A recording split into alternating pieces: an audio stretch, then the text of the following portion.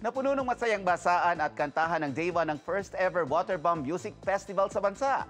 And the fun continues sa Day 2. Silipin yan sa aking chika.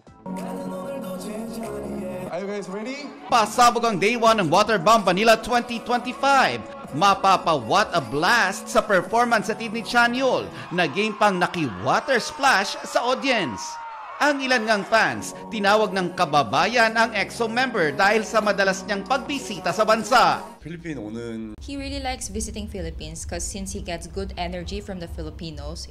So and unstoppable naman si Baekho sa kanyang sizzling set. Habang perfect namang pang-beat the heat ang water splash ni BI na sinamahan pa ng kanyang hot dance moves. Game ding nakisaya si Running Man Korea star at singer na si Kim Jong-kook. Girl power domination is real din sa kaliwat ka ng performances ni Hwasa, Kwon Yoon Bin, Lee Chae-yeon, at Stacy. All-out energy as opening act naman si The Clash alumna and sparkle artist Thea Astley na pinerform ang kanyang debut single na Rather at ilang pang hip-hop songs.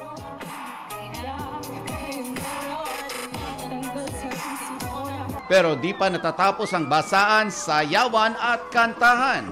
Sa Day 2 ng Waterbomb Manila, ilan pang artists ang magpapasabog. Kaabang-abang din ang performances ni Can Daniel, Bam Bam, Jessie at iba pa.